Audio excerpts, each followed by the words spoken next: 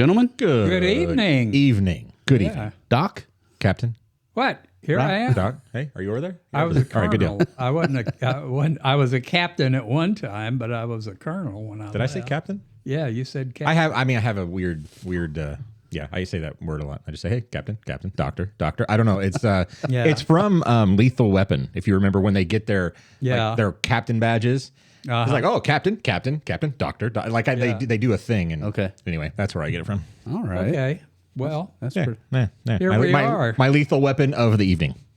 Yeah. Happy days. So Doc's been having a really interesting. Is my mic? Can I turn my volume up on my headphones? I sound a little not quite as loud as I normally am. Please. Probably should have done a sound check then. That's good. Yeah, I don't think we even checked to see if the video. Turn mine down a little bit because he's. I don't mind turning you down. Yeah, I'll turn you down. I haven't even started screaming in your ear yet today. There hasn't been an F-bomb yet, although we just started. Doc's had a very interesting week. So he's been ice fishing. Catfishing. No, it's been over 3 weeks. Okay. Over 3 weeks I've had. So you're a part of a hit and run. I had a hit and run on Monday, and about $2,000 to my F-150, and I was screaming at that girl. I said, if you drive away, it's a crime. And you couldn't get your phone up fast enough to get her plate, I guess. Well, she was parked so that I couldn't see her plate. She was facing me. And she just turned around and went, and it was dark, You didn't feel like chasing her down. Well, I had the 44 with me. I wouldn't. I don't think that would end it. Yeah, I wasn't that about escalated to blow quickly. her tires out with that. No, I think that would be a little bit drastic. Yeah. I would not recommend that. You would be in jail now. And the police officer, when he finally arrived 45 minutes after I called, he acted like, well, I don't give a shit about her. Yeah, just tell me what happened. I told him, and oh, okay. Well, maybe we'll be able to find her. Yeah, I would like to have a conversation with somebody about prioritization. I mean, somebody with a hit and run, that's not a small thing. Well, no, and neither $2,000 worth of damage to you is. Neither one of us are injured. That's the first thing I did when I jumped out of my truck. I said, "Are you injured in any way?" And she said, "No, I got to find my mama." That's what she. Was she a Dr. Was Seuss character? was she really- Are you my mama? Sorry. Was she really young, like super young? Oh yeah, like 16 or 17. Like maybe not legal. Maybe not legal. Yeah. That probably would be the reason why somebody would run. That's 3 misdemeanors. 3 misdemeanors. That'll get you. Apparently nothing. Did it look like there was a lot of damage done on her car? I couldn't tell. The front what kind bumper of car? was. What kind of car was it? It was an SUV, and you don't know what kind of SUV, what color? No, it was gray, but I couldn't tell you what kind it was. I was going to try to get spotlight and get her captured here on live podcasting.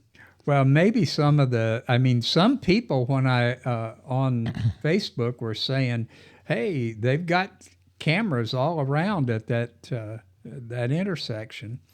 Somebody ought to be able to get it." Yeah. So I had sat down with the sheriff here, a couple weeks ago, and we were talking about flock cameras, and like to me, this seems like maybe this is too low on the totem pole, but just kind of blowing you off to me doesn't really cut to mustard, especially if we're footing the bill for these cameras and they're using them for certain things. I mean, I would like to know what's the priority, what are they going to get used on? Again, like you said, maybe 3 misdemeanors in one. Yeah. Who knows what she was hiding? I mean, I don't know. It just seems like kind of a weird situation, not just to say, well, whatever. She said, I want my mama. I got to go get my mama, and just drove away. And the accident wasn't in a parking lot, right? No, it was at an intersection. Because my dad got swiped in the Sam's parking lot, I believe. Yeah. And they didn't want to do anything about like looking into the cameras and trying to find out who it was. I mean, neither the police nor Sam. I was going south and she was going north, and she turned right in front of me.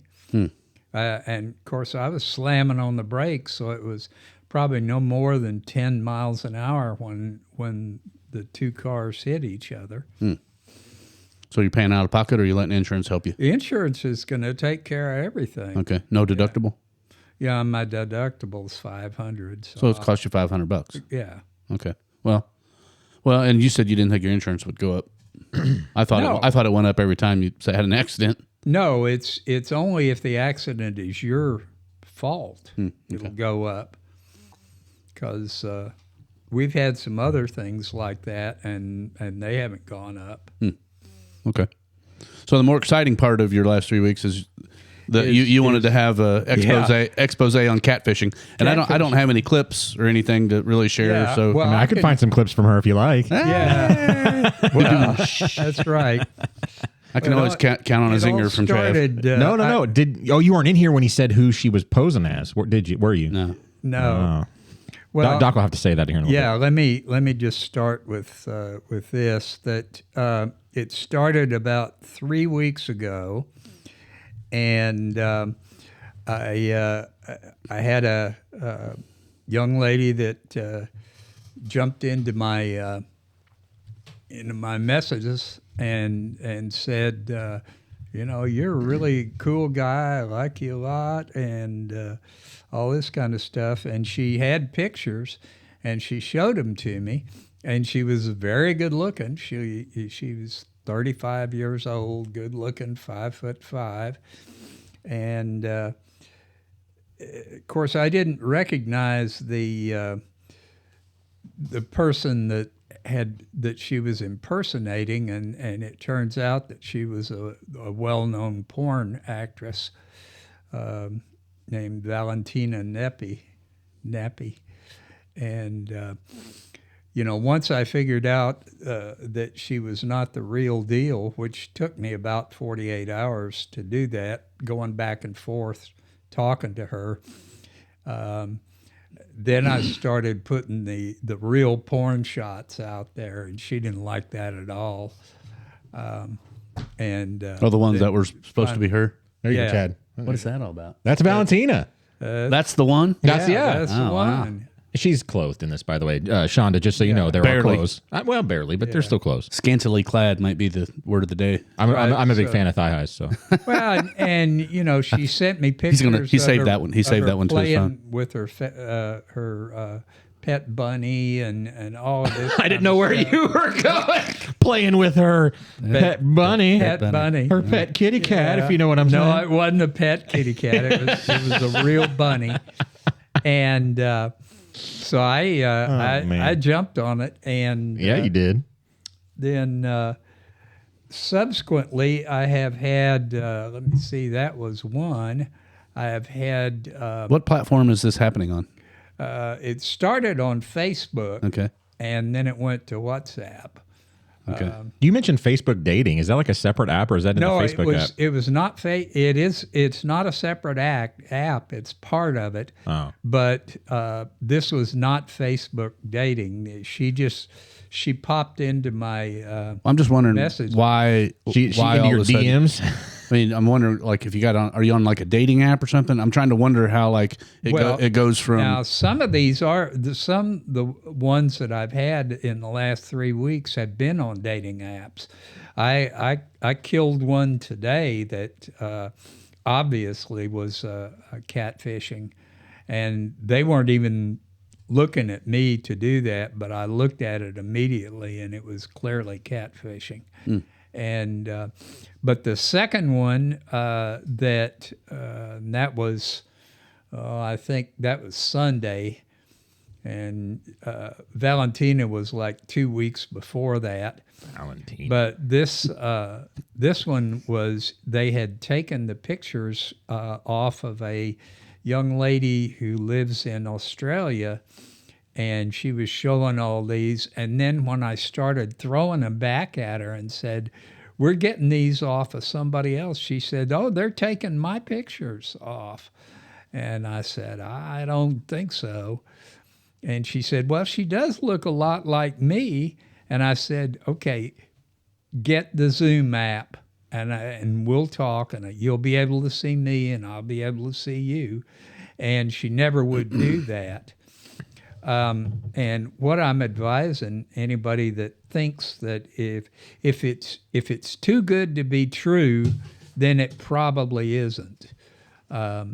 If somebody asks you for all sorts of things, then you've got to do something to make sure it's them. You can either use FaceTime or Zoom, or a quick one is to tell them to take a piece of paper like that, the 8.5 by 11, write her name and the date on there, crumple it up, open it back up so that you can show that it hasn't just been written in. Hold it up right next to your face. Give me 10 minutes. I can put that on any picture. Well, I wouldn't use that. Yeah.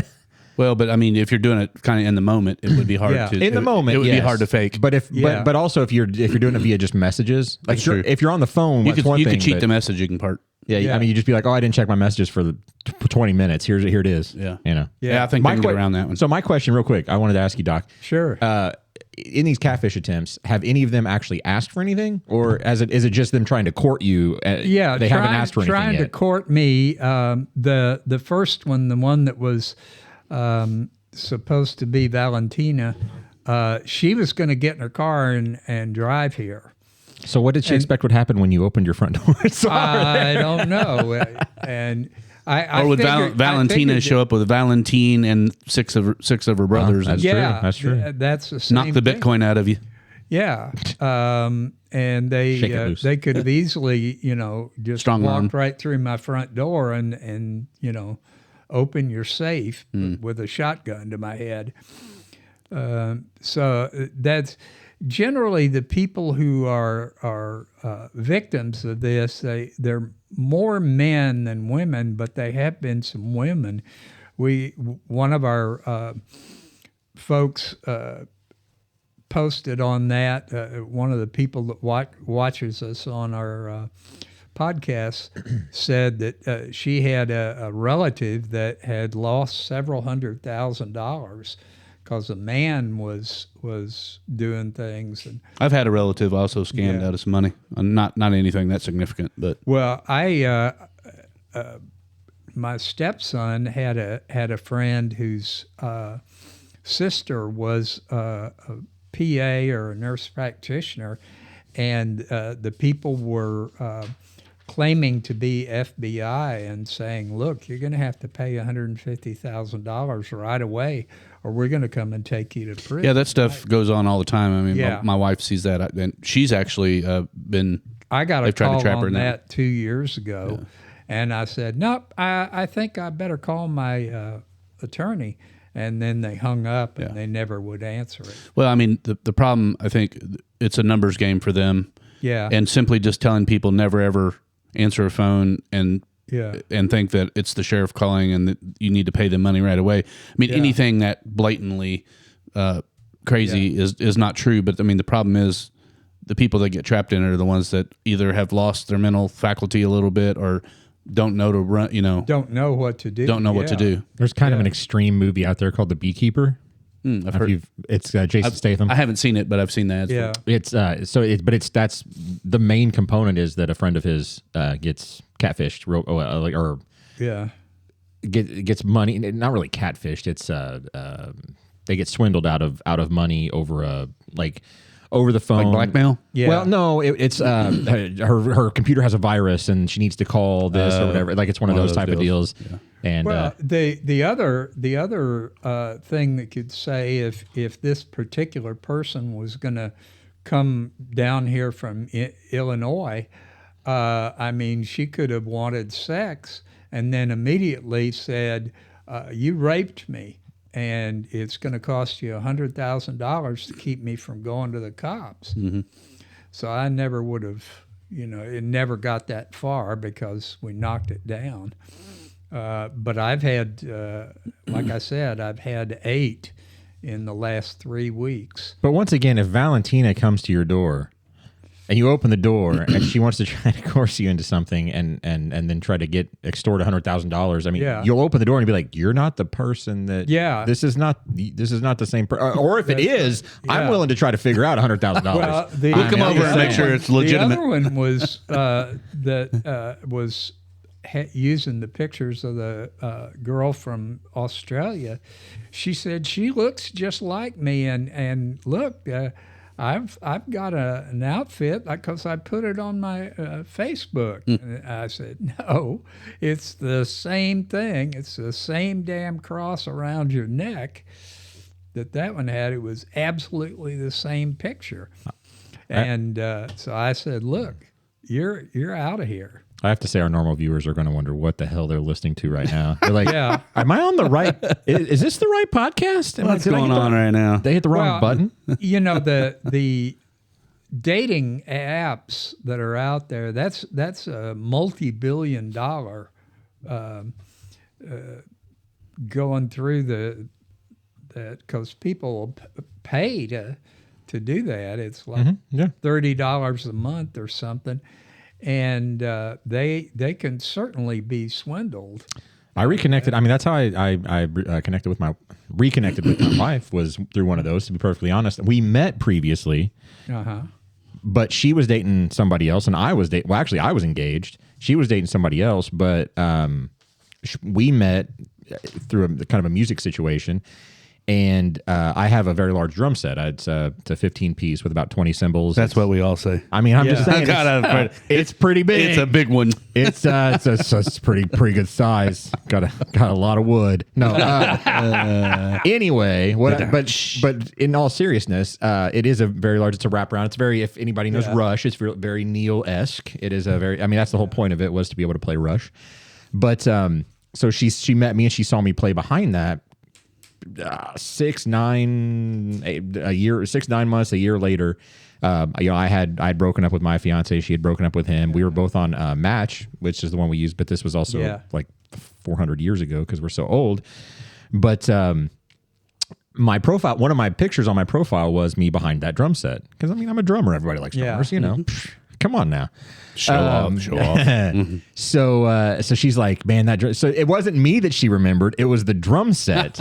And so she reached out to me and she's like, hey, you know, you remember when I think I saw you perform, blah, blah, you know, and I was like, your drums aren't really as big as I remember them. No, they are. They're stacked. They're taking up a lot of space. But anyway, so my favorite story about Match.com or about any of that kind of stuff is we did re-meet that way, but it was all due to my drum set. It was a reconnect. Well, but it was due to my drum set. That's the best part to me. And you know, the person that I was with for last 15 years, we met on Match. Okay. Yeah. She just popped in and hit on me, and doesn't Match. They do some pretty good vetting, though, right? Well, they do, and the thing about it is the one that the app that I was on for this second girl, they make you take a picture of your face, not just the pictures that you put out there, but a picture of your face that goes all around. And I don't know how she got through that or not, but you know, she obviously wasn't the one that was in all the pictures that she was sending me. They just hacked the system. Yeah. Probably hacked an account or something. Who knows? But anyway, and, you know, obviously I know the only thing I've lost out of this was the first time, and that was my dignity. But From Valentina? From Valentina, I would totally lose my dignity to Valentina. Yeah. Got your hopes up. That's what I was thinking, if she's that hot. But she's looking for a sugar daddy. Yeah. Well, that's the other or thing. he was looking for. Yeah. In his parents' basement eating pizza rolls. I heard her voice. She was a woman, and so anyway, a lot of people can get swindled. They can get blackmailed, or they can just be humiliated, which is what I was the first time. But since then, I can spot them at a mile now. The Adam's apple gives it away. No, I'm kidding with you. I'm joking. It's no, they're if they're going to do it, they're going to do it with pictures of females.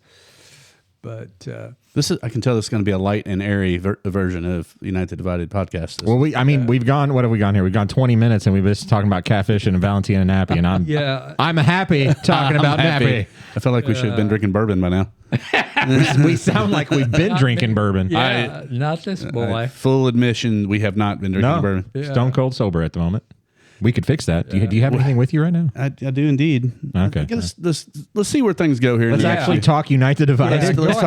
Go ahead and talk about other stuff. So I've got my piece of things out. So I'm gonna play. Let's see. It's a 3-minute clip, I think here, and this is just really a conversation starter because I really have like 3 very diverse topics to talk about today, and I don't think we'll get to all of them. I'm certain we won't unless we just get bored of this one. But we had a conversation with Noah Robinson, me and Travis did. We talked quite a bit about AI and the dangers and the threats of advancing technology, and what we're going to do about it, the conversations that we need to have. And so while this may not sound like something that's super relevant to you here in, if you just live in a small town, like Evansville or Southern Indiana, one of the towns around us, you're probably like, well, this isn't going to affect us nearly as much. Well, I believe this is where I kind of have people are thinking that I'm overthinking it, and I have 2 really intelligent people that interact with me a lot on Facebook, and I know them personally. And they just don't believe that AI is as big a threat as I believe it is. And so I want to, first of all, play this clip. I think this is the one I wanted to do first here. Hang on one second.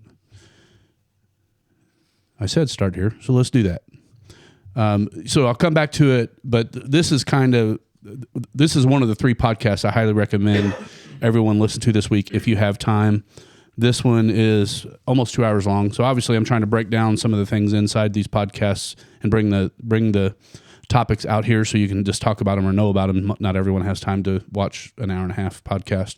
And the other one is Trigonometry, the last Trigonometry podcast. They interviewed Jimmy Carr, and Dark Horse with Brett Weinstein and Carl Benjamin. So the Carl Benjamin and Dark Horse, they talk about the Nick Fuentes situation, and I wanted to circle back around to that because of the conversation we had with Noah, Travis, and how he Sheriff made a comment like, why would we platform Nick Fuentes? Shouldn't we just basically censor him by not giving him airtime? I recall, yep. And I thought we had a pretty good conversation about it. And my point is the same as it was then, is if Fuentes has millions of people that are following him, he may say some really crazy, outlandish things. I think he says a lot of things just to be a shock jockey. And worked for Howard Stern. Yeah, worked for Howard Stern, and look at all the things that he did that you couldn't get away with anymore. I mean, he was probably the biggest sexist that you've ever seen in your life, but it worked, and now he's trying to play another tune. But anyway, the moral here is there's these three podcasts. I hope to kind of interweave them in the best way possible. Let's listen to this first clip here, and we will see where it takes us. Agreed. Simon? Yeah, I want to add to that as well. Look, the very fact that people were excited about us doing a Jerry Springer show and you getting some entertainment is a problem in itself. Because we're here, I'm a serious guy, and Bitcoin's a serious topic. We can have fun. I'm not saying that. But this is a serious topic. We're talking about something that is probably the last hope that we have in terms of a technology that can resist against this. So you got to understand, you just got to be smarter. Now, we have an open source boardroom where we call everything out. But if you find yourself tuning in for entertainment for a Jerry Springer show, then you're not utilizing your time correctly. Because you are in an algorithm and they're going to scroll you and they're going to make you hate people. They're going to hate Muslims. They're going to make you hate the Democrats, the crazy radical lefts, the Republicans, the women. They're doing things. Your algorithm is trying to make you dumb, stupid, hateful, Divided. have your mind where you're eating all the wrong shit, injecting yourself with vaccines, like doing all the shit that's going to make you weak. They want you, they want you a vegetable, essentially. Why? They don't want you having children. They're flooding us. The Zionists are flooding us with a live, real-time genocide while they're blowing up children in real time, backed up by a network that is trafficking our children through pedophilia rings. So what I'm saying is, if we have one thing on this earth that we are meant to do, and I don't know your spiritual belief, because I do believe there is a greater plan, and evil has an elastic band. When it gets too damn evil, it flicks right back. But if we have one thing that we're meant to be doing, we're meant to have our children, we're meant to look after our children, we're meant to be looking after our body, we're meant to be staying mentally strong, and everything they need for you to win is weak, with no children, and that you're having sex with some kind of bot that Elon Musk is creating, addicted to pornography, while you're injected with a vaccine, eating some kind of weird type of food that's giving you cancer so that they can fix their pension crisis. So just so you know, I didn't pay Simon to say any of that. Okay? Simon, that's been my message for 20 years. You basically described MK Ultra, the Brain Health Initiative, and the Stanford Research Institute. That whole program is the reason why Peter Thiel and the transhumanists are in power. And all the algorithms, that's the reason why Google was built. All of this is part of that story. And I can't disagree with anything you said. I just thought it was funny hearing it come out of you, because it usually comes out of me. That's absolutely beautiful. I love it. So stack sats, see the sun. You need 7 daughters and 7 sons. That's exactly the mission that we got to go on. And we're going to jump on some boats and maybe have some conversations in the future. Anyway, so 7 daughters and 7 sons. That's a lot of kids. Well, so it just depends on, that's a whole nother conversation. You're going to take us down a rabbit hole if we start getting into that one. Maybe I should have cut that one out. I do believe Elon has talked about it. A lot of people talk about it. I mean, we are not reproducing enough to have replacement. Mm-hmm. And so, there's a real issue there. 7 and 7 might be a little bit too much, but that's neither here nor there. So there's several things that I want to hit on and kind of let you guys riff a little bit. So the conversation that I was having with a couple of my friends, it was in one thread on Facebook. They were basically, I made the comment that our kids are inundated with technology, with self-teaching or learning AI that is basically learning their every habit, learning their every word, tracing their every movement, and it will figure out a way to give you a nudge. It already gives people nudges. Why else would TikTok be like as popular as it is? But TikTok has learned the algorithm of giving you the next hit of crack or whatever it is that the dopamine hit that you get from seeing that next video. So honestly, I think they win a lot of people over with their filters. My daughter plays with those filters all the time. Really? On TikTok? Is it TikTok or is it the other one? I don't know what's the other one. Instagram, Facebook's one. Yeah, Instagram. One of those two has just filters like crazy. Like she won't take pictures. She won't view anything. She'll just sit there and make herself look like an elf or look like a. Oh yeah. Do all those things. Right. That's what. But anyway, Instagram does that. Is that Instagram? That's okay. Instagram. Yeah. I'm sorry. That shows you how much I get into that crap. Anyway, so just to circle back around, I do, I've been railing about the dollar and how important it is, and what the banks and the Fed have done with the affordability crisis that we've got going on in the basement of our dollar. During this podcast, they talk about they believe, and I've gone to Bitcoin as kind of a tool against tyranny, because they can't basically take our money away if you own it in Bitcoin and you self-store it. So there is an argument that you can. These guys here are arguing basically that Palantir and other AI and software are going to learn enough about us that it won't matter if they can hack our code into our Bitcoin or not. So I just think it's an interesting conversation to start with. But they did hit right on the United Divided. They hit we are divided. They use these algorithms to pit us against each other. And so kind of the moral of this particular clip and conversation was, don't be divided by, people on the right or people on the left, or, this person's color or this person's sexual orientation. To me, that's just ginned up excuses for us to stay looking at each other and being angry at each other rather than looking at the ones who are really going to do the long-term harm to us. So he mentioned Peter Thiel, and Peter Thiel is kind of the person that's ushering in Palantir into our system. And this is where I kind of feel like Donald Trump might be doing us his worst. The worst thing that he's doing in this administration is distracting us from the real things that we need to be talking about. And Palantir is absolutely one of those things, kind of like the Patriot Act, that is just going to get kind of ushered in, and we won't really have any choice on the matter. And next thing you know, it's learning everything about us and it's tracking everything. And that does come right back around to the data center situation that we're dealing with. So they're wanting to bring in data centers all around us. It's going to cost a lot more money for that. We already don't have enough energy, and it's too expensive. I don't know where the question is in there, but either one of you have something to riff on. I know Roy's over at Catfishing still. No. He might be. I'm checking every 10 minutes to make sure I don't get catfished. Checking every 10 minutes, hoping Valentina gets back on there. I know where I can get pictures of her if I need to. Me personally, I don't have a whole lot to say about that other than, I think it's all true to an extent. There might be a little more doomsday in what that guy was saying than I necessarily feel. I think we're in a tight spot right now. But I don't know. So you just think the message is too harsh? Is that what you're? It's not necessarily that the message is too harsh. It's just that, there's some broad strokes in there that, I guess I should have it on me.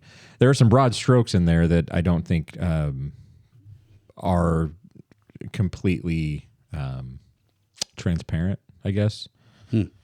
So, for instance, one thing he said is that's why I want to have these conversations, because I listened to the whole thing.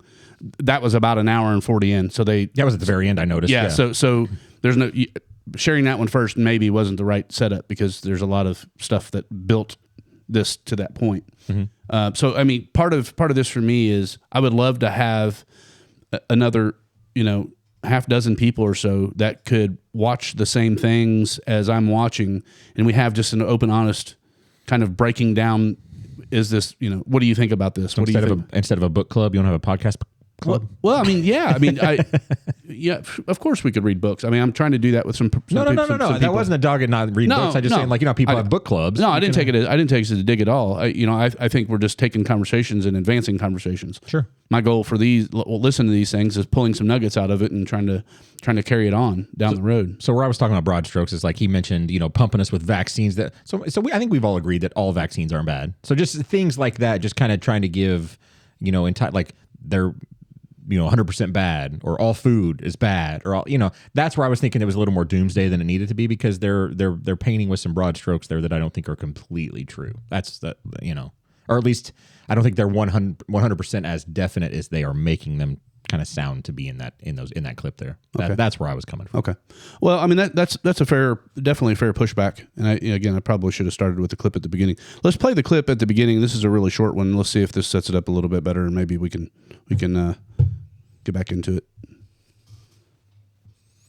My computer is acting really strangely, so I apologize. The bankers are likely not our biggest enemy anymore. They want us to believe it's about the bankers. The goal is a slow overthrow. They want to get us to a civil war. This financial industrial complex is building financial weapons of mass destruction to centralize as much Bitcoin as possible. Once someone goes into a Bitcoin ETF, they're never coming back. Trump is delivering crypto capital, centralization of as much Bitcoin as possible, and getting ready for false flag operations. The biggest enemy that we have is this culture of celebrity and idol worship. Some of our friends, Simon, that sit at the table with us, they're the bad actors. We now have let the enemies into the gate. They're coming for our privacy because they know that's the best way to enucleate Bitcoin.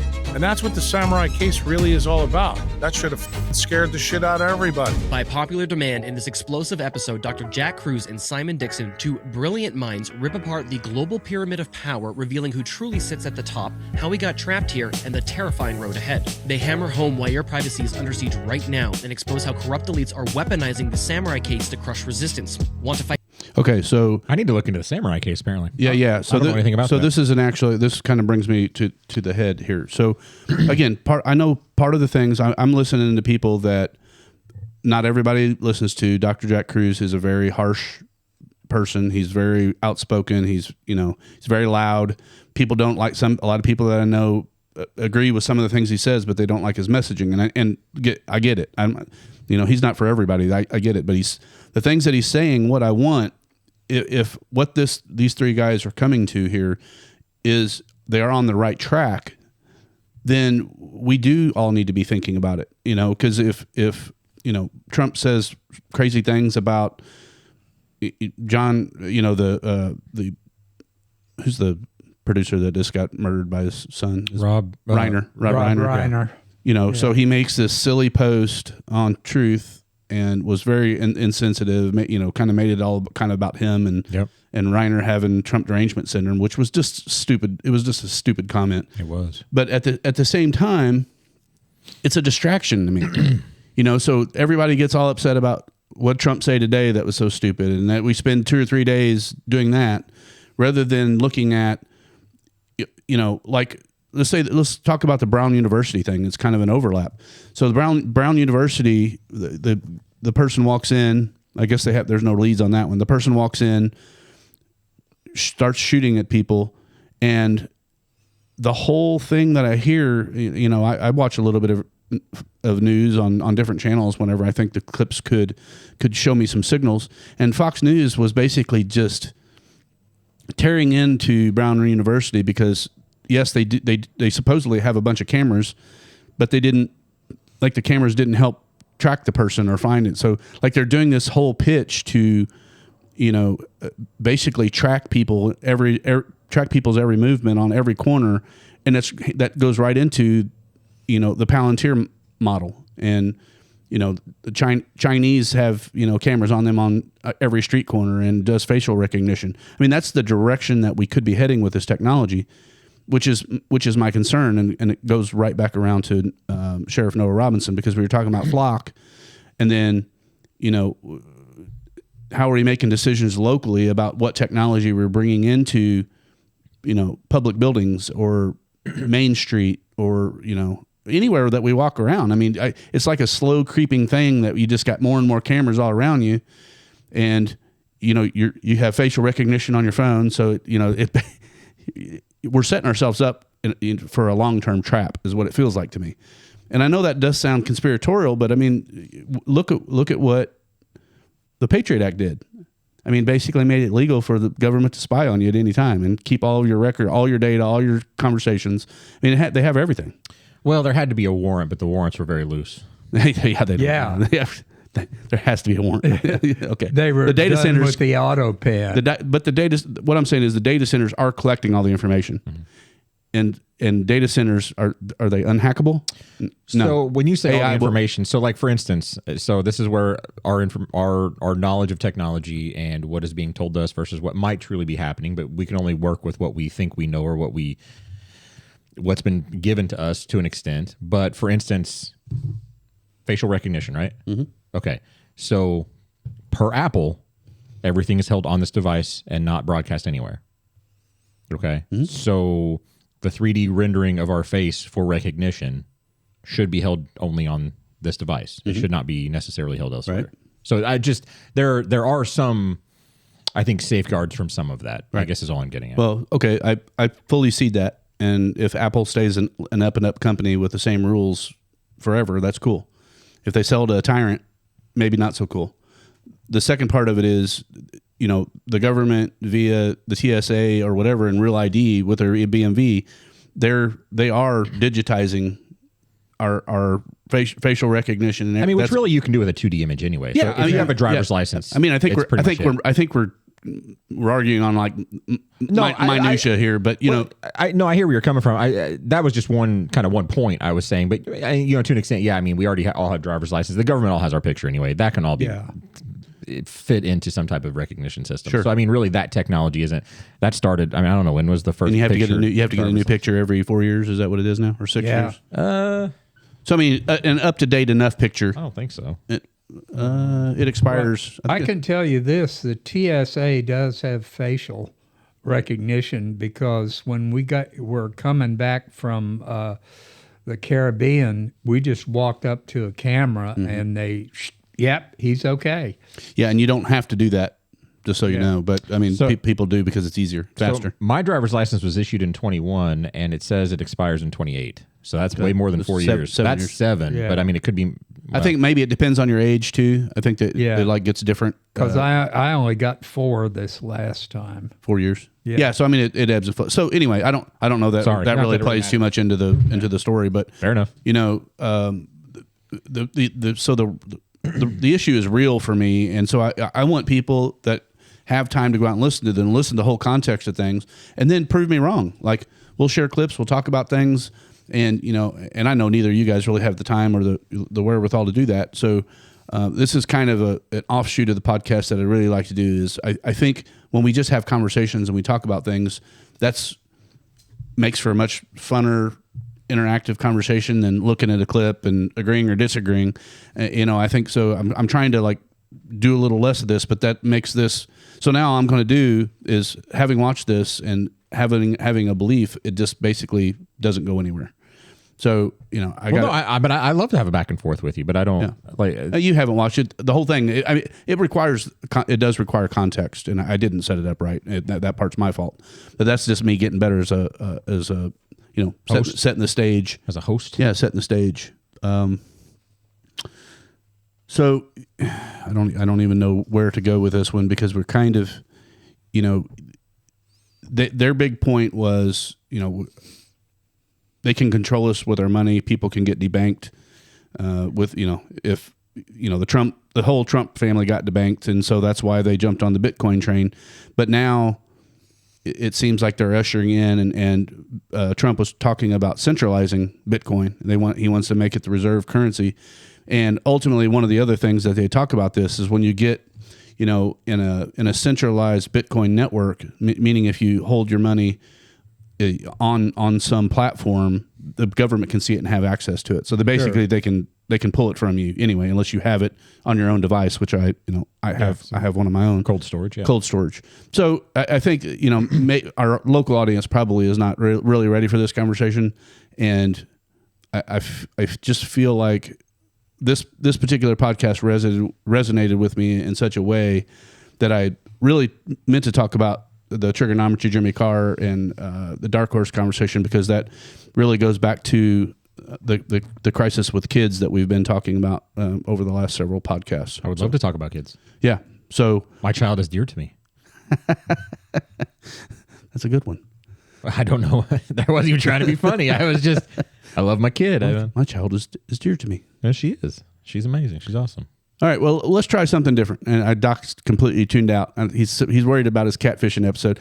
No. The ice is broken. I'm checking it every 10 minutes. Okay.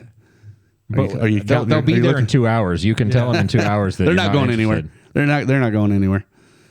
So let's pivot a little bit, because I just don't feel like really that's going anywhere. And what? Pivot. Sorry, that's my friends for the night too. So let me see here. Why don't you hit pause for a second? Hey, we're back. We're back, y'all. Back, everybody. Sorry about that. We're going to pivot a little bit. We're just sitting around now. The three amigos. That's right. Two of the three have bourbon. One we're going to pivot. Is looking for some catfish. I recognize that the topic that I got into is a little too dark and deep for the clips that I had, and I needed to bring some more context to it. So I'm going to table that one. Dr. Roy brought up the fact that he just heard that Dan Bongino is leaving the FBI. Mm-hmm.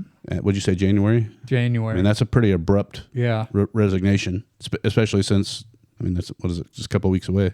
Yeah. I mean, it is. So you were saying something. We're disappointed in quite a few people in the Trump administration. I talked about myself believing Dr. Roy thought it was about money for Dan. I think he's fine on money because he's made all the money that he would need when he had his show. I think there's been a falling out with Pam Bondi, his boss, or Kash Patel, his boss. Everybody that's talking about who's doing it is like the New York Times, the BBC, like nobody I'd trust to tell me why he might be leaving.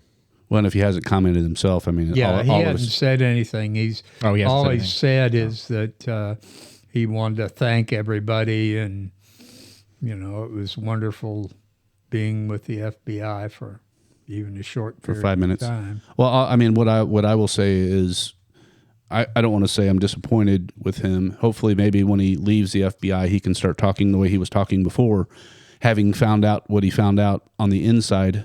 Because when he had his own show, the people in our small little network that we talked to on Signal, our little group, I mean, we all loved Bongino, and we thought he was going to come in and show everybody the corruption and help all these things get released that people asked for, campaign promises from Trump about Epstein and all these different what I don't understand with Trump is why is he not using his bully pulpit to find out more about who tried to kill him twice? Yeah. I mean, why is that not something that we've really heard? Just kind of like the Charlie Kirk thing, they want the lone gunman assassin theory, and just that's it. It's they say he acted alone. Everybody acts alone. How do you do? When's the last time anyone acted alone? Yeah, I mean, yeah, that's true. I don't know. It's great. I don't know.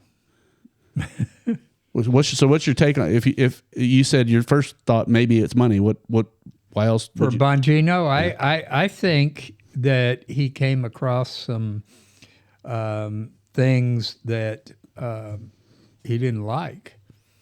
That that they're holding back in the FBI, and they won't let him talk about it or go after it. They won't let him talk about it or anything else that Bondi and his boss Patel. How can I not remember that? That's the most common Indian name. Patel are saying no, you can't talk about that, and you can't touch this. So who knows? That Travis, I don't know what your opinion is on it. I have no idea why he might be stepping down. Who knows? Do you have any opinion about how you think he's been doing so far? He definitely hasn't necessarily met expectation, but I haven't really heard him do anything or say anything. I mean, the last I think I'd heard from him was the Charlie Kirk incident. That's the most concerning thing, I don't know if it's concerning as much as it is telling. It's like, no, I'm not going to say this in a crass way, but he's a very loudmouth dude. Yeah. When he had his own show, I mean, he turning red in the face and getting mad at what he was seeing and what he was hearing. And he's like, why do we allow this? Why do we allow this? Why do we? And then he gets there and he's like, well, now he must know why they allow it now. Yeah. And what does that mean? Yeah, what does that mean? The other we won't know unless we're there. We won't know. Period. If you think about the two people who tried to shoot Trump, the guy who actually did shoot Trump, you haven't heard much at all about him. And then the other guy who was camped out there getting ready to shoot him, he's being sentenced next week. Well, so I'm just going to point out a really significant truth. And Travis is a tech guy. Truth bomb. You just kicked his camera again, yeah, Doc. I'm sorry. Jeez. He said he wasn't going to do that. I know he did. Yeah. It's a damn cowboy boot. Put the zapper on him. It's the cowboy boot. So shock collar on you. So the shooter, the Trump shooter who ended up getting killed right there on the spot. Yeah. They said his entire online history was wiped. Yeah. How does that happen? I have no idea how you could do. You can't. I don't know how. I mean, you can do anything. No. That guy could. The guy can't. Yeah. There's no private citizen that can go find out every conversation you had on every social media platform, and wipe everything, or even Discord, which is a private server per se. I mean, that's where I want to like kick it back over to Travis. Mm-hmm. Like, the whole story stinks because there's no story. His entire house was 100% wiped down and clean. Like what person is getting ready to go try to kill the president and like gonna stage their house in such a manner? I mean, it just does. None of that makes sense. Yeah, no, I mean, just trying to think about it. I mean, there's gonna be a lot of stuff server side that a private person, like we can't, unless you hack into every single database. Yeah, you know, I mean, Facebook is going to have the server side information. Reddit is going to have the server side information. TikTok and whatever else. Like, I mean, X is going to have the server side information. So I mean, yeah, you can always delete your profile. You can always, you know, on any of these, but your fingerprint's still going to be like what has happened up until that point, right? Or up until that point, excuse me. I mean, it's still going to be on the server side. I mean, you could remove everything from a machine, like from your laptop or your computer, or just shred, whatever. Shred the machine if you really wanted to. But well, yeah, you can throw it in a microwave. I don't know. But as far as removing everything, yeah, that's pretty much impossible. I have no idea how he would have done that. So again, isn't it relevant though to the Bongino being there, Patel being there, this thing happening, and it just kind of gets swept under the rug? I mean, I don't understand how that happens. I mean, I don't know why would it happen. I understand how it happens. I don't understand why it would happen. It doesn't make any sense unless it was a distraction. Was it real? I mean, yeah. I mean, I think it was real. I mean, yeah. Somebody shot him. Some people died. Some people died, but yeah, I mean, yeah. I don't know. This is going to be a little bit noisy, so I'm just trying to find something here. Can you put it off like to the thing over beside you, or is there not anything there right now? Still makes a little bit of noise. There you go. It won't last. Damn rotary hard drives. We're all solid state now. What are you doing, you archaic old man? I know. Well, it is what it is. I bought it. So pivot back a little bit into our AI conversation. I told you guys when we first did our first song for the podcast, it was a song created by a AI songwriting software, and I did another one, and I don't know if this is going to play like this. I might have to open up the app, so if it doesn't play, I apologize. I'll track it up. But I had my wife listen to this one today. We'll go and try to launch it. Now I've got you turned down. Okay, I had my wife listening to this one today. Yeah, it doesn't look like it's going to load it. It's kind of weird. Why wouldn't it? Is it an MP3? Is it an MP3? Then it should. There it's going. There, maybe. Is it going? Well, I mean, visually it is. You want me to go and turn it up? Well, hang on. Okay, so I'll cue this one up, and it won't have any video, obviously. Obviously. So my wife came in before lunch today, and I thought for this one, because today was a lot of the Bitcoin theme, and I've got a lot of information set up to do a Bitcoin podcast, and I don't think it just wasn't landing well today. But this is an AI overlap because we were talking about Palantir and how a lot of the repetitive conversations that we've had, not repetitive in a boring, redundant way, but like what's the next thing that's going to happen to where it causes a ripple in society that you can't really undo. Like if I can create deep fakes of Dr. Roy catfishing someone else, or the perfect person catfishing Dr. Roy that's, an AI personality that can learn everything about him and like really cue in on all his behaviors and all that. I mean, it's really kind of crazy. So anyway, my wife was an opera major, a very, very, very talented person, a full ride scholarship to Arizona State. And at the time, I think it was like number 2 behind Juilliard. You and her have a lot of musical talent between the two of you. But to make a long story short, I had her listen to this, and she thought it was really good. She's like, who is this? I was like, it's me. She's like, you didn't sing it. I was like, no, but I created. I got on Grok. Created a prompt. I told him, here's the story I'm trying to tell about Bitcoin. I'm going to create a song. I didn't give it the style on the Bitcoins on the Grok side. I did the styling on the AI software that created the song. If I had to do over again, and the next time I'll do it both over there and pull it over. But anyway, that's neither here nor there. Let's listen to it, then I'll give you my wife's reaction. All right. Assuming it's going to go. It's not working. Unplug and plug back in. You're turned down. Yeah. It's because you shut your laptop and then open it back up. I might have to unplug the other one too, probably. Possibly. Just try to turn the volume up or down. Oh, there we go.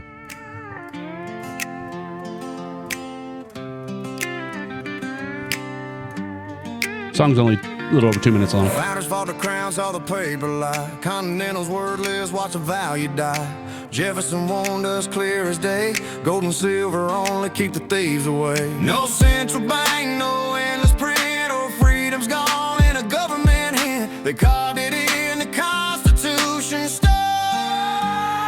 Hard money. Hard money.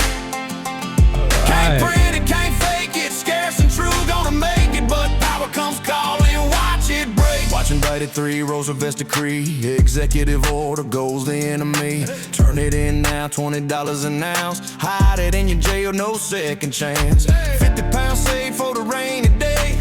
Government took the gain away. Revalued high, the profit's theirs. People left holding empty prayers. Hard money. Hard money. Even gold can crumble. Kings and laws will tumble. Vaults get raided. Trust gets burned. Gold shines bright, but it's heavy chain store with banks, counterparty pains. History screams they'll take it again. Founders' nightmare where it all began. 2008 crash, Satoshi spark. Code in the darkness, lighting up the dark.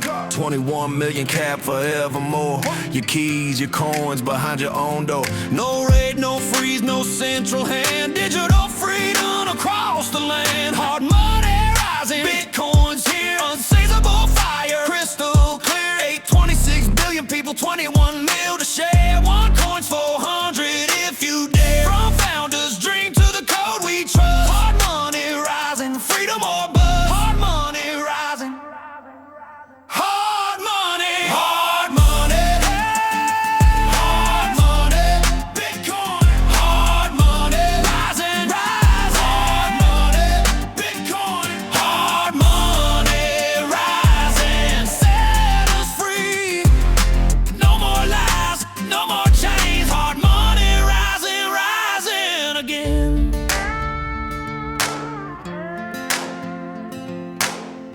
All right, you can kill it. When you've got a lap harp and a banjo, you got a winner. You can't, yeah, you can't help it. Yeah, so sitting with my wife, let her hear it, and she was like, "Wow, that's pretty impressive." I said, "Yeah, it took me less than 5 minutes." Yeah, it's pretty crazy. And she goes, and she sat there, and she's like, "Well, that actually makes me really sad." Yeah. Oh no, absolutely. So again, circling back around to the conversation with my friends about how AI will just be disruptive. I mean, some of those things that they told me were like, "Oh, our kids have it really bad. They just need to toughen up." And I said, think about World War II. Think about the Great Depression. Think about how kids really had to suffer. And I said, your point is taken. I said, but those kids weren't facing a potential civilization-ending technology. I mean, this really is so disruptive. Wow. You're going to mess with artists. You're going to mess with music. You're going to mess with acting. I mean, the closer we get to CGI everywhere, it just gets a little crazy. Well, it's funny that you say that, though, because they were worried about a civilization ender, the A-bomb. Yeah. Well, I get what you're saying. We still have that. No, the threat is there, but you're talking about two crazy people with their potential finger on the button. This is actually coming, and you can't nuke it. You can't stop it.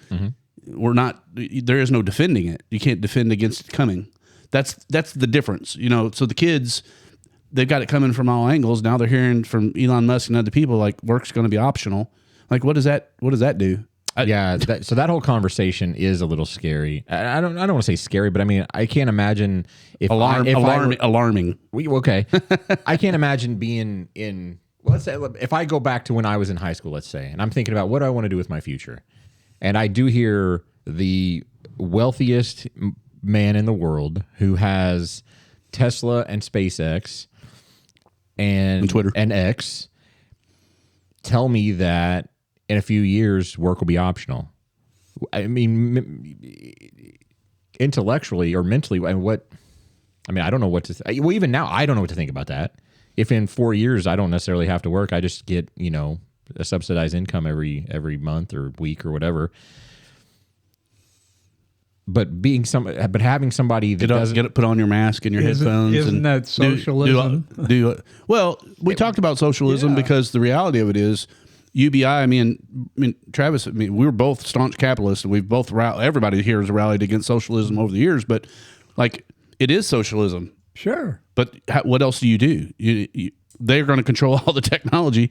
How do you flesh out more money out of that? I don't. That's unless you require whomever is creating whoever's creating the robot or the AI or whatever to have to pay a subsidy or something where it's not necessarily governmentally controlled. I really don't have a way around that. But yes, no, I'm a very, like you said, I'm a very staunch capitalist. I have so many family members that run their own businesses, and I don't want that to necessarily suffer anything. But I mean, if you have enough systems in place that's going to put, let's just say, even half of the population out of work,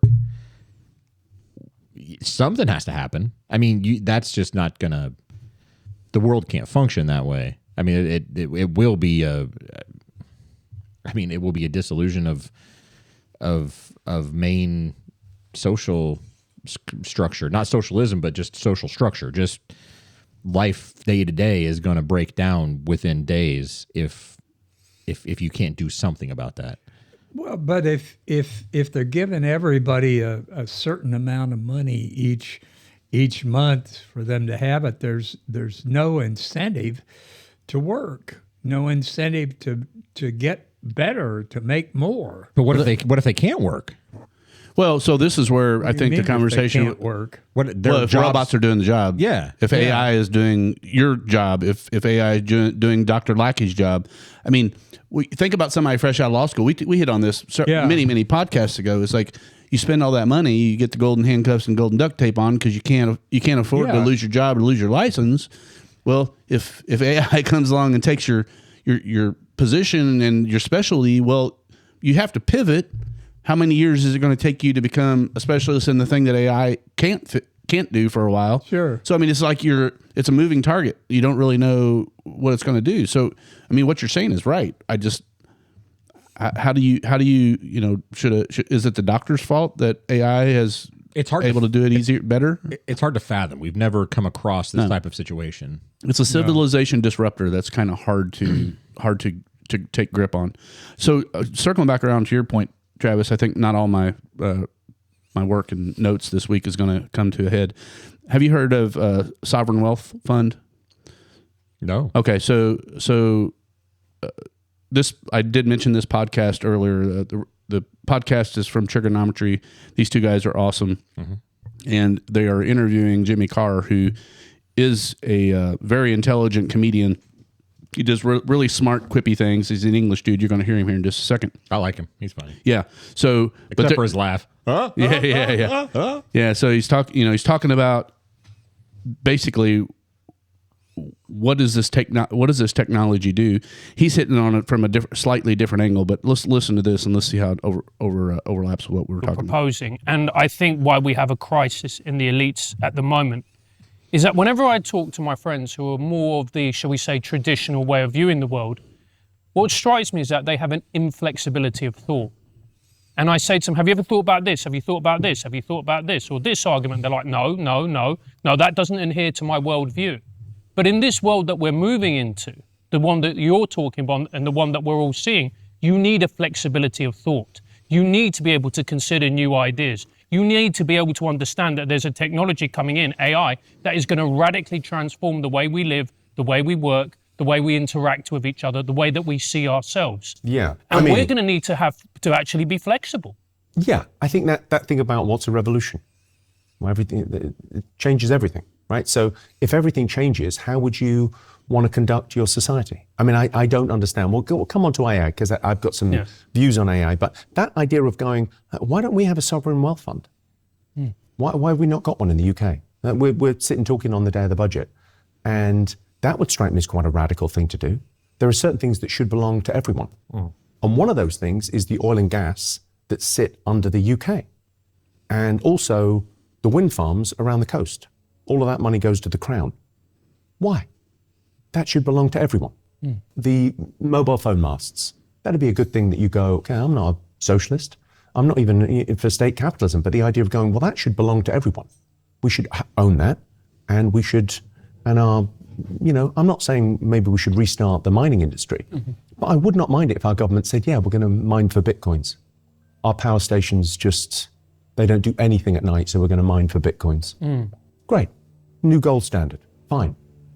Do something radical, something interesting with the finances of the country. Why does it all have to come from taxation?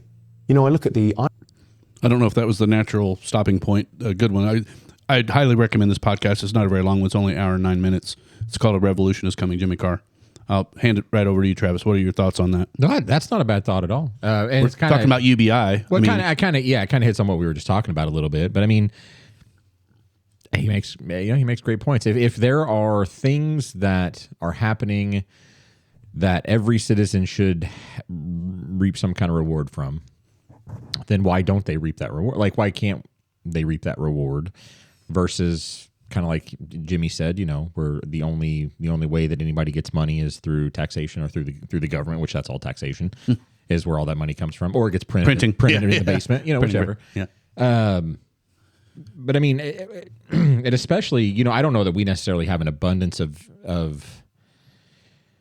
well, I guess we do have an abundance of oil or anything that gets exported. Maybe we should have some type of why does a private company own what's underneath our ground? Why should that funnel through one group? Yeah, you got to mine it. Well, but there should be some kind of an agreement where that, instead of getting cut and part of it going to the government and wasted, it does go to humanity. I mean, I think that's a very intelligent potential solution for the money issue. I think it is. Excuse me. I think it is an intelligent argument. The only caveat to that I see is that I don't know of any other way, but ultimately, if you're going to mine for anything or drill or whatever, that company either needs to be leasing or owning that land, and so somebody has sold that to them or is giving them or is leasing it to them to allow them to do that. So I mean, it's not really the government's. Well, the United States government owns a tremendous amount of land. Yeah, like we own. Well, that's true. And states like own state parks, national parks. All of that is quote unquote our land. So the government kind of pretends like it's their land. But do they drill or mine in state parks? I think the only thing they do is Alaska. I think they allowed some in Alaska. They allowed some in offshore stuff in Alaska, but I don't think that's funneling back to that's not funneling back to us anyway. Well, but I think the Alaskan. I mean, if you live in Alaska, you get a state stipend. Like you get money for living there, pretty much. Well, yeah. I'm again. Except everything's twice as expensive there. Yeah. Well, I mean, so that you have that because they have a limited number of things, and you got people getting free money. That's where when everybody gets UBI, that's what most people don't understand is who gets to buy the slightly better piece of food or whatever. So that absolutely becomes a problem. Is there going to be? I mean, was it going to be like a caste system or something? Like, are some people going to get more money than other people? I mean, that's going to be very difficult. Well, these are the conversations we're not having in the public sphere. Like, our politicians need to be forced into thinking about these concepts and having these. The AI revolution is coming, and we're having a potential conversation about us not being able to work. So like you said, why are you going to what's going to drive you to get up in the morning and do something? You love what you're doing right now. I love what I'm doing right now. Yeah. Dr. Roy loves catfishing. We all got it. I love a good catfish fiddler, man. We need to go to the Moonlight over in Owensboro and go to the catfish. Yeah. We all got our things we like, but at the end of the day, it's so you got what are our kids like where we could spin back around if we wanted to. I don't know if it's going to fit, but like the whole Nick Fuentes thing is. Our kids, especially our young white boys, are checking out just because they've been attacked and called names and said that their whiteness is a problem, and it's filtered into the education system and indoctrinated into their heads. So they're coming out, not they're mad, they're wondering who is actually looking out for them, and a Nick Fuentes who comes out and says some really crazy, outlandish, even nasty things at some levels. He's hearing what they're saying, and he's telling them, I agree. What are we going to do about it? We need to talk about it. We need to have these things. So like going back to what, the sheriff talk is, just putting him, millions of kids who are feeling like he's resonating with them. If you push them down, it's going to get worse. It's going to snap harder. That's where you really have the violent revolutions. Mm-hmm. So we can have a revolution of conversations. Like I think what Jimmy Carr's trying to say is like, if we get in front of the revolution and it's a good revolution, but I don't think we've ever had a bloodless revolution. I don't even know what that means. Maybe the Renaissance, you could maybe think of the Renaissance period as a revolution. This would be probably, hopefully, more tilted in that way than the other revolutions. But, so why do we talk about this at the local level? Well, I mean, this is going to affect all of us. It's going to affect our kids specifically. And so what are our school systems doing about it?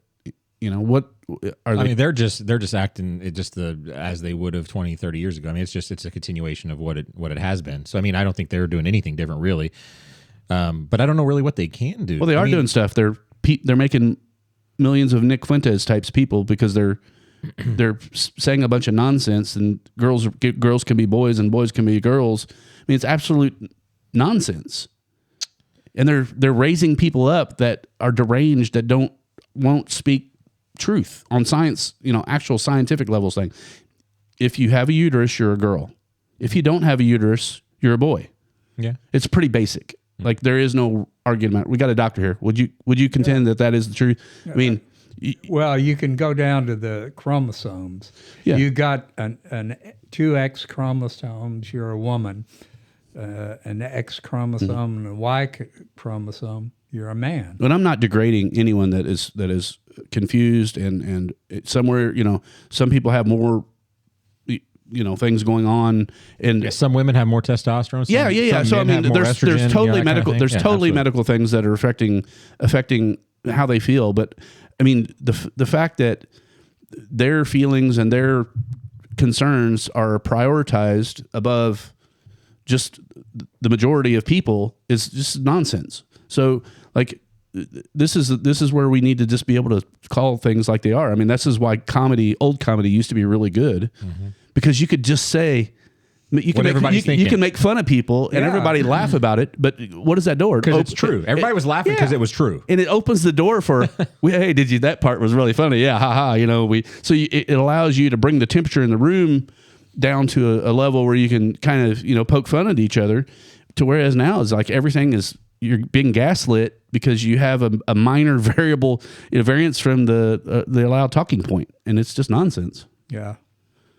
It really is. I'm just trying to think. I mean, so I'm going back in my head to what this originally started out with, which was what I would do if I were in high school again, and to try to figure out what my future might hold. And I mean, it's a tough, if you're not sure. I mean, so for instance, to kind of draw a tangential line, what I'm doing in my company is I'm making sure that I'm helping control some of the AI portions of it. I mean, I am developing the AI systems, some of the AI systems that we work with.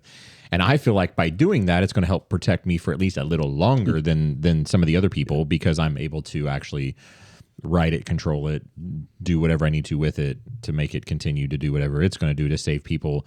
I mean, ultimately, what any of this is designed to do is to, unfortunately, put some workers out of work so that the companies can make more profit by not paying as much of a salary, because they've got AI being able to do the things that they need or want it to do.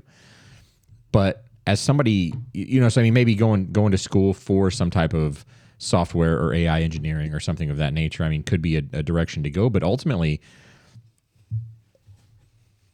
I'm truly, so my daughter's only in second grade, so I haven't had to sit and talk with her. We haven't had to have a talk about future, job opportunities or what to necessarily study once you get out of high school or anything like that. So I'm trying to think on the fly. She's a little young. She's a little young for that. Yeah. Yeah. Well, but I'm trying to think on the fly here. Like, what would I do if I had a freshman in high school like you do, or if I, or even a senior in high school?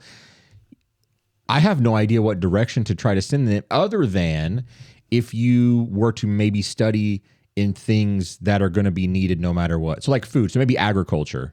I mean, there probably will be AI, and there's already a lot of autonomy in agriculture. I've got a couple of family members that own larger farms, and they've got, for instance, some of the combines are GPS controlled. They have, I mean, there doesn't have to be anybody in a combine to be able to harvest a crop in a certain portion of the farmland or whatever.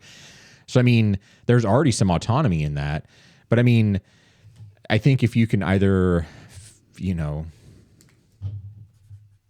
I honestly don't, because I'm thinking kind of doomsday, which I hate thinking. We just had that conversation where I don't want it to be doom and gloom all the time. But I mean, if maybe you studied in things that were going to be necessary if the systems failed us, like if electricity went away, or if technology went away, if you figured out how to grow crop in maybe not the best of circumstances, or like textiles, to learn how to make clothing or something, because we're not going to have a Macy's because, you know, the world's going to go to hell, or I mean, water filtration or purification, or ways to power, you know, I mean, ways to fix solar panels, or whatever power we might get if the grid goes away. I mean, those could be things maybe to study or to figure out how to deal with. But once again, I don't know that that's necessarily going to make you the money if the world doesn't end, and then AI and autonomy and these and androids and things are going to be able to do the work for us. I mean, I have no idea what you do other than just try to go after a trade and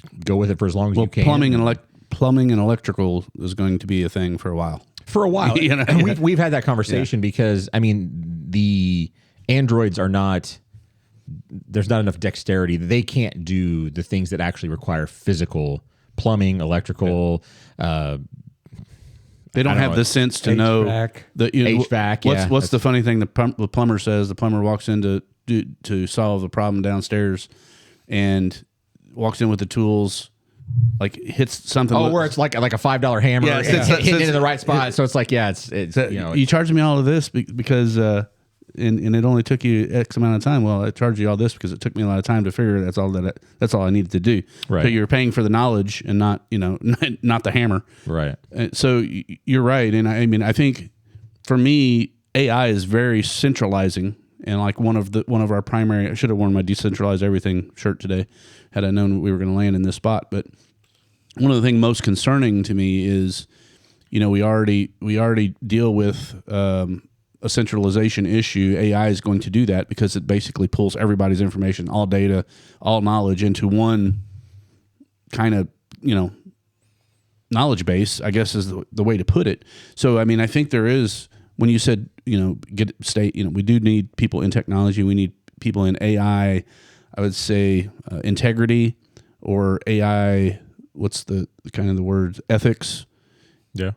But you know, from a coding perspective, I don't know how much coding is really going to be required in the next 2 years, because the AI will be able to code better than a coder, much faster. Oh yeah. Yeah. But at the end of the day, I still do believe there's a huge potential business, and this is something you and I have talked about, in decentralized private local networks.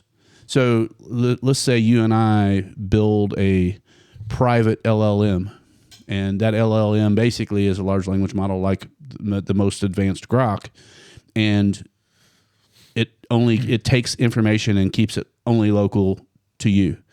So you can take that and it stays. So it's like everybody would have their own home LLM instead of so it would never leave the boundaries of your house. Well, and you can set that as a filter, just like you would your security cameras, just like what your kid can and can't watch. I mean, you could set it at a level to protect everyone inside your house, outside of everything that's going on. So if there's a lot of nonsense coming up and there's some deep fake AI stuff going on, and they're saying that, you know, the next president's got their finger on the nuke button, your LLM is there to sort through the noise and to give you the real signal of that's not really going on. Because just like these flash in the pan things that happen, and everybody gets fired up, like, you know, the Trump sending out that stupid truth or whatever it was that on his thing, and man, the whole country just started focusing on it. And even I got wrapped up in it. I mean, it was disappointing. But at the end of the day, that was just it was a stupid thing that he said in a stupid moment, and it shouldn't create a global wave of something. From his first administration to his second administration, I have always said somebody should take away his social media. Yeah, but they can't. Oh, I know they can't. But if someone, like, I don't mean like censor him. They did. I mean like his wife. I mean like Melanie being like, just no, Donald, you cannot have X anymore. Yeah. And he would be liked much more. But I mean, he's a very influential man, and he has a very man, I think a lot of his stuff is just so knee jerk. That may or may not be true. Well, that's his style. I mean, he's always been that way. Yeah. I would like to say that it's not. He's acting. I mean, he's just that. That's just him. It's just him. Yeah. So if he starts not doing that, I might actually get more concerned. I mean, I don't think it's presidential. I didn't like any of it that he talked about the Reiner family. I said it on my Facebook. I'm like, I don't know that I agreed with anything that Rob Reiner said politically. I don't. Yeah. And he did have a major. He had TBS focusing on Trump all the time, and and I'm not going to pull up the clips because it's too early. But I mean, he said a lot of really bad things over the years about conservatives whenever something bad would happen to them. He was a very, he did something. Trump wrote something, and Trump shouldn't have written something because he is the president. But he's written much worse about people that he disagreed with politically. Yeah. And that's as a citizen in the United States, it's his right to do that. We got to be able to accept that speech, even if it's speech we hate. We need to be able to defend to the death his right to have those opinions that we don't really want to hear. Sure. And so anyway, awake over there, Doc. Yeah, I'm gonna pull back. I talked to him. I want to pull out loud. I want to pull back. I want to pull back to Roy. So the whole AI thing. I know you're paying fairly close attention to it, and you're in the twilight of your medical career. Just meaning you've had 50 plus years, probably 53 now. 52. So, a long, distinguished career, treated a lot of people, did a lot of great things. Revert back to, like Travis tried to do, you're in high school now, thinking about, I don't know I don't even know if I know why you decided to become a doctor, but like, take us through, like, how do you think you would come to a conclusion about where to go with your life now if you had to do it all over again? Yeah, it would be tough. The way I became interested in being a physician was that I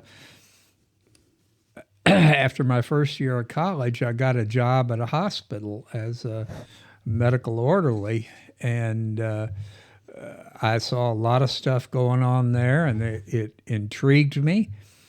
And I was working nights. So sometime it wasn't too busy at night, and I would go sit in the library and read books. And I was just fascinated by all of this. I as I went farther into pre-med, I decided that I was going to become a physician. So so go back in time, assuming that you're getting ready to make those same decisions in 2025. Yeah. And you're being told that you're not going to. And you're being told that a lot of this stuff is rapidly changing. Yeah. You're a smart guy. You probably higher IQ than most, or at least you're in the top, quarter or third or whatever. What does that mean? What are you doing with it? Well, because there's a lot of smart people out there. Yeah. What I would go for is something that can't be done with AI. I mean, you can still have some medical work that's done by human beings. A lot of surgeries being done by Yeah, and heart things are getting done by computers more and more. I mean, the thing about medicine is that I don't think you can load enough into the big computers to really put everything together. Now, they do a good job when they put it out there, but some of them don't get it right. I told you about that patient of mine that she went to GPT? Chat GPT, and put all her symptoms in there, and it came out with a long list of things. And I did the same thing with Grok on her. But what GPT did not do was talk about the possibility of a cancer. And Grok did, and I of course, had already made that decision. So we actually, did the things that we needed to do to rule out that. Because that's the way I was trained. If you've got a lot of things going on. Did I hit it again? Yeah. Oh, shit. I'm not on though, so yeah. If you've got a lot of things going on, you pick the worst one to rule out first. You don't rule out all the weird stuff. You rule out, does she have cancer or does she not have cancer? Okay, she doesn't have cancer. What's the next thing? So and you just went down the list of what is likely to kill my patient, or what is the most likely thing for this person to have. Did you have something to add? Can I push back? I was going to push back a little bit and say, are there any doctors that get it wrong? Oh yeah. Okay, bear in mind. My wife did a lot of medical malpractice before she became an incident. Bear in mind that half of all physicians are below normal. In what regard? In their intelligence, like IQ, in their or? intelligence Oh, okay. and their capabilities. Yeah, well, I know. Actually, funny you say that, because I'm not even going to say how I'm attached to this, because I don't want it to ever come back. But ultimately, I know somebody who went to medical school, who is now a doctor.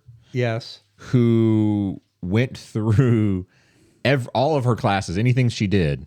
If she got a C or worse, she dropped the class before the end and retook the class. Mm-hmm. And she may have retaken a class more than twice, but ultimately she finally did graduate with B's or higher in everything that she needed to do by doing that. Now, that was more expensive and more time consuming. Yeah.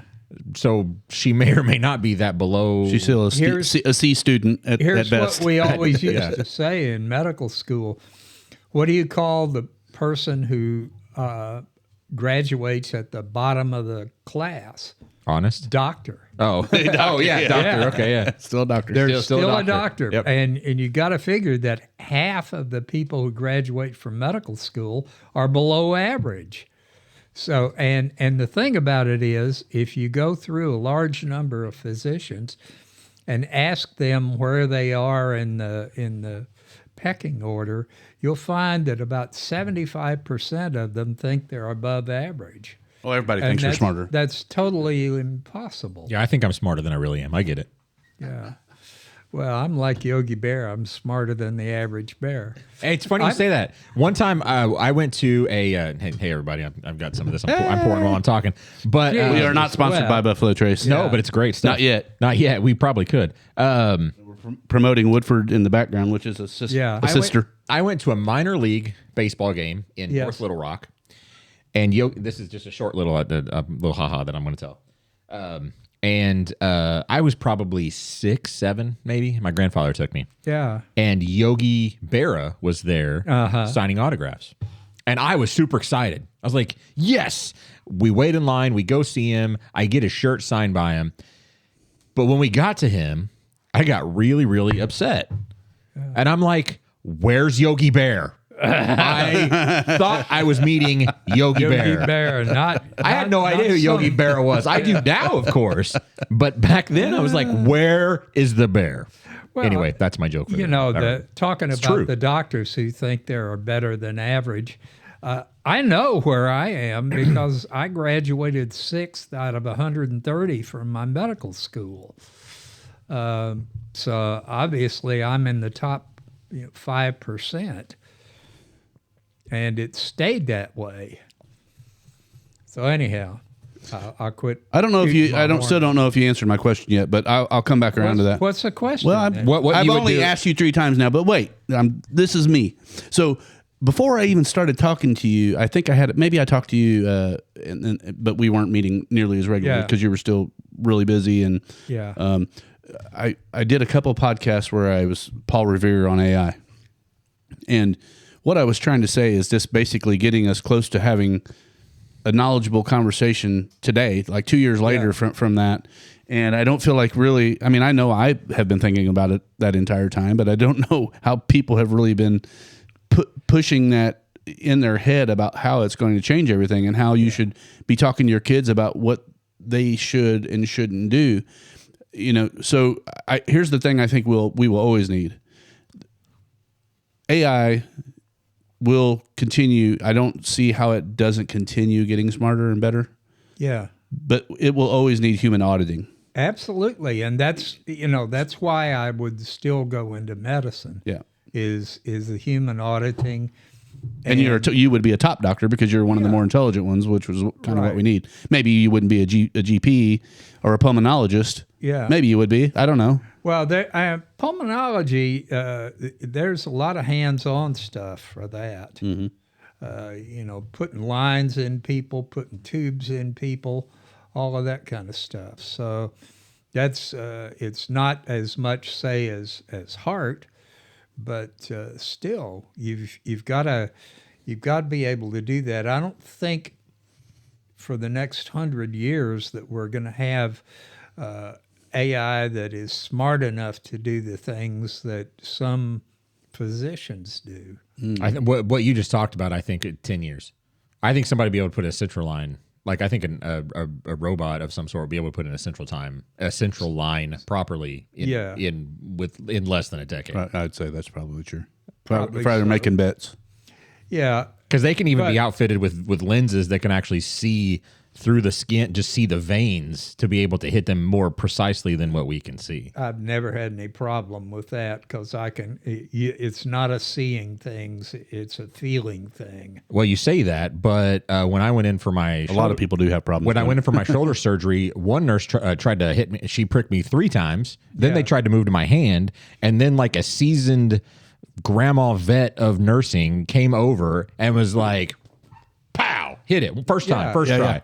But so I think being able to see, I think if you could see, it may be a feeling thing, but I think if you could see, I think it would be more precise than. Well, it's that experience too. That experience of doing it over and over and over and over. That's true. Yeah, they have. That's right. You could take. I used to do bronchoscopies where I looked down in the lungs with a scope, mm-hmm. And you could probably do that. You could have the thing going around, and you just watching the film as it comes out. But you got to figure out. You've got to take that and make it into something.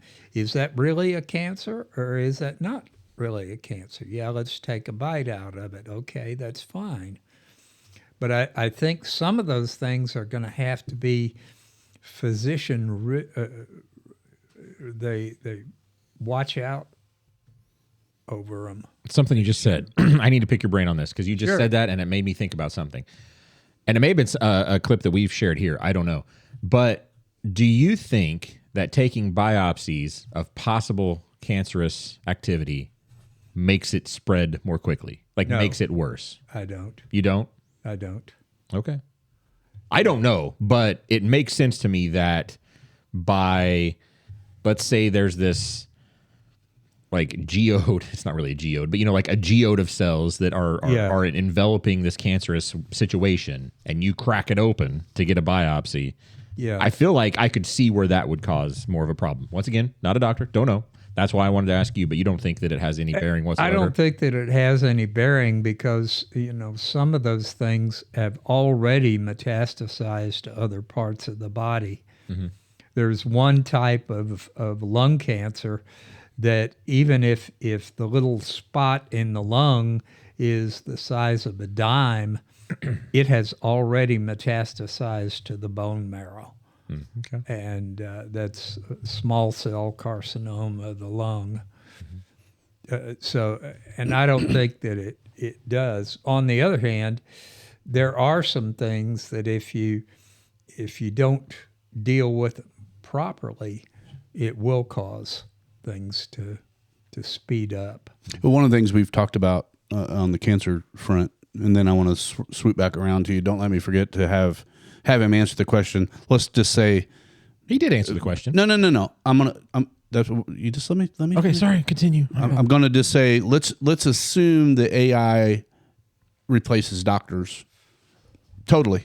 What I'm trying to get you to is not what necessarily you would do, because what you were just talking about doing is going to be a narrow scope of the top brightest are going to have to rise to the top. So you're going to have a lot of those people getting C's that aren't going to make it, which is going to make probably the selection process much more challenging. It's going to probably mean fewer medical schools because you don't have nearly as many medical students necessarily because you got fewer roles to fill. So I'm going to come back to then that. You've got teachers and professors that are going to be out of work.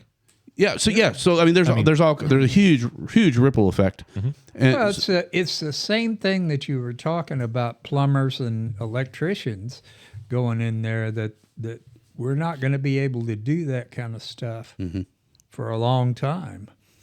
And the other thing is that no matter how smart you make the AI, they can't always make the right decisions that a seasoned physician can. You say that, but there's so many seasoned physicians that are getting it wrong. But I think AI will cause half of them are below average. Exactly. Yeah, so that's what I'm saying. I think AI will help course correct a lot of the negligence, right, or the lesser talented people. I think that'll be sorted out. If done right, it will be sorted out.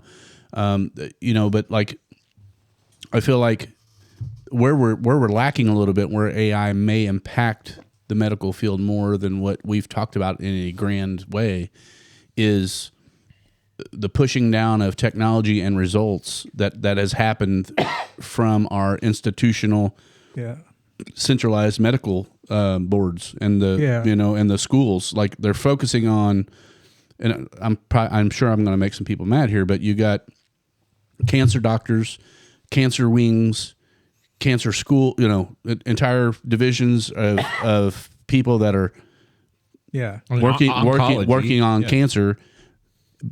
But there's technology out there pretty close that a lot of the cancer probably can be cured or even prevented, like through diet, through proper food. Like we sat with Brandon Pfeiffer, you probably didn't watch, but he had stage 3 or borderline stage 3. I just know he had popcorn kidney. So he had almost stage 3 kidney disease. Well, they were prepping him to potentially get. What started with his daughter? Yeah, well, she had MS. She had MS, and she changed. She's basically cured her MS. You don't ever probably cure it, but she's asymptomatic on MS based on diet change. Yep. So he was going through, all of these tests and everything, and he was basically, he said it, I was found an auctioneer that I was going to start selling off equipment, going to start selling off stuff because I didn't want to leave my wife saddled with it. And his daughter basically said, let's try something first, and let's do this. You're going to commit to doing this diet. We're going to try to clean you up naturally. And he was like, he said, self-admittedly, he was like, that's not going to work. It's already blah, blah, blah, blah, blah. So he went, I don't remember the score or whatever the testing on his the kidney is. I don't remember the numbers, but it was, the higher number was better, right? Anyway, he got tested, and he was like, borderline, your kidney is about to fail, and we're going to get you on a replacement list. And so he got on this diet, and he said within 6 weeks, when he went back to the next time, he had jumped like out of the real risk deal. And the doctor told him this. He's like, what? No, that wasn't me. You sure that's me? That's not my results. Like, yeah, it's you. So went back in 6 weeks. Again, it was even that much higher because he'd stayed on the clean, organic diet and not put any of the nasty stuff in him. Basically cured his own kidney disease. So I guess what I'm saying is, I'm hopeful that AI and conversations like this will be asking and putting pressure in the right situations. That I'm sorry that it's going to disrupt the cancer industry. I truly am. If you're now a doctor that's trained to be an oncologist or whatever, and cancer gets cured, that's a real problem. It depends on who holds the key. It's a real problem. And I'm not. It's not the doctor's fault. It's not the teacher's fault who are teaching the doctors what they've been taught to teach. Right? It's disruption. I can tell you that the average person has a really bad diet. That's me. Well, I'm the average person, but and if you make some changes, even small changes, it's going to make a significant difference. I did see that some states passed some legislation about cracking down on what SNAP could buy to try. I mean, I think that's going to help with some of that. I think so. That'll definitely help. I shop at Walmart a lot, and I'll see people with 2 cases of Mountain Dew and 4 or 5 boxes of cereal, and those are both killers. Yeah. And they're feeding it to their kids, and they're letting their kids drink the Mountain Dew. I'm not. Well, No. That goes back to the bombastic statement, though, that the guys on that podcast that we ended up not going down that rabbit hole about just blanket statements. Yeah, blanket statements. But I mean, in reality, they're trying to be bombastic because we really do have crappy food. There is crappy food out there, and the sad part, most of us eat some of it, which Doc always fights me on. But I think it is cheaper to eat badly than to eat in a good way. Cheaper in the short term. Yeah. Cheaper in the short term to eat badly than to try to eat organic. So that comes back to the perverse incentives. Like where is our government giving? Most farmers are on basically a sort of welfare system. Yeah, they can be subsidized. To whatever, and we're shipping out all of this food to other countries because we're solving hunger and all that. I get it. Great. We have to feed healthy food to our people first. Yeah. And the America First thing is kind of, this is what we need to do. Well, I kind of feel like we're all like, if AI replaces jobs tomorrow, the reason why I was so pushing Brandon on the questions about the farming aspect, maybe my family gets back into farming again, but it's a much more smaller, small. We can feed our neighborhood, or we can give potatoes to groups of people, and my neighbor has 2,000 heads of cattle. Wait a minute. Think about all the allergies that people have. They're allergic to wheat. They're allergic to peanuts. They're allergic to all these other things. Valentina's not allergic to nuts. I had to. Okay, continue. Oh, you got a good smile. That's pretty bad. That's a good one. But you're welcome. The thing about it is, we didn't have any of that when I was a kid. Do you think you didn't have it, or it was undiagnosed? It wasn't allergies were not exist. Some of these kids with peanut butter allergy, that you get them in the same room and they start breaking out in hives. Oh, yeah. Can't breathe and all this kind of stuff. We never had that. And we were eating all kinds of stuff. What do you think caused that? I think all the stuff that's in peanut butter, if you look at the label on peanut butter, peanuts are number one in there, but look at all the other shit that's in there. Additives. So were there not added? And RFK is removing some of. There was a list of things that he's pulling out of a lot of that, right? Yeah, the stuff that's not in Europe. Yeah, right. Feed us the European food. And all the dyes and everything else. Yeah, red dye. What were you were going somewhere, Trav? You had something that you were getting ready to say. I think I cut you off. I apologize. You forgot. Must have been really important. No, I was just asking kind of what. I don't know. I'm sorry. So you interrupted me. Well, no, yeah. So I mean, we have perverse incentives built into our food delivery system. Here's another one: is high fructose corn syrup. Oh yeah, we never had high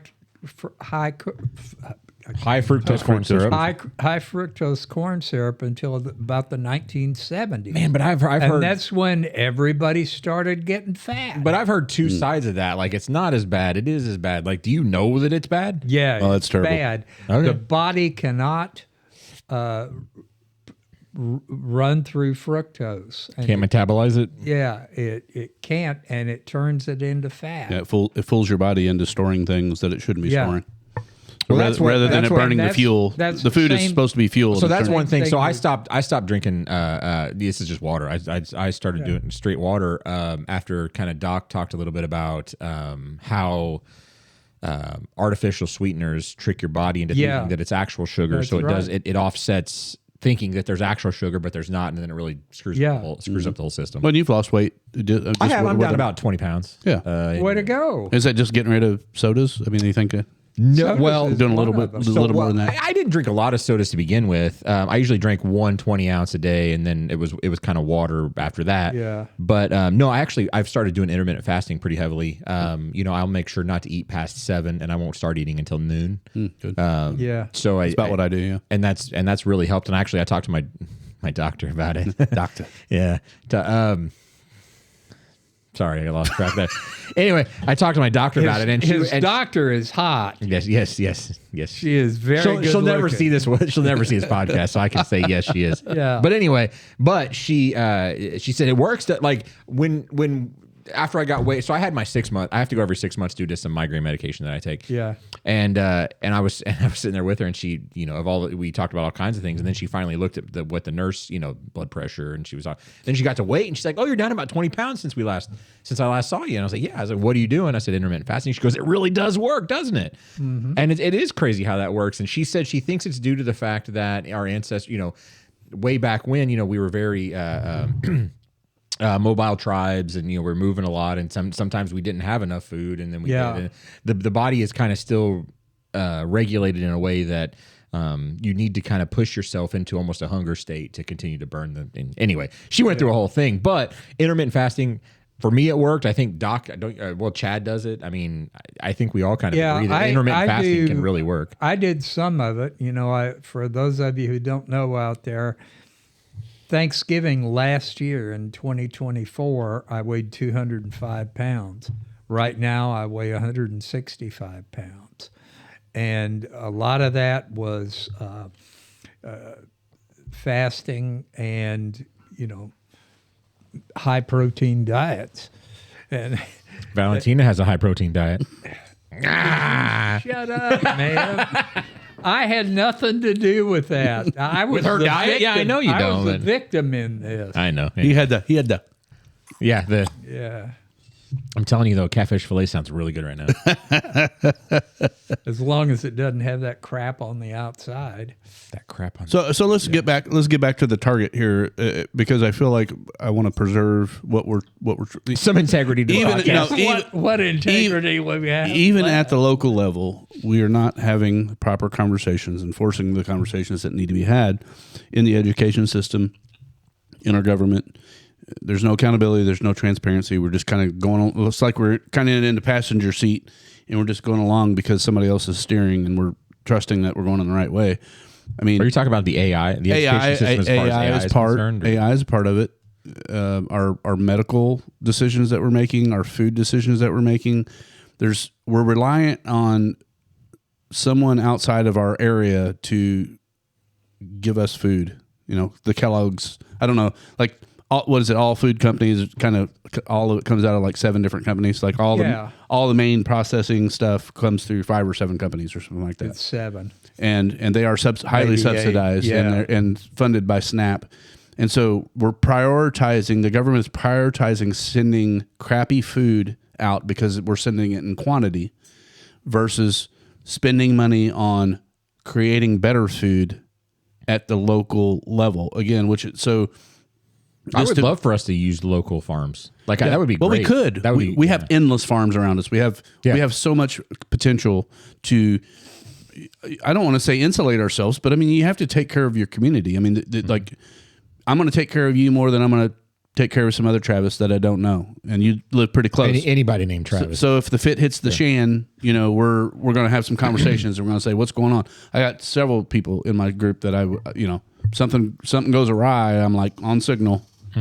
Yeah. What's going on? What's going on over at your place? What are we doing? Yeah. So it's stuff like that's going to happen, but we don't have any preemptive action. Like, we're not forcing the right conversations to be had.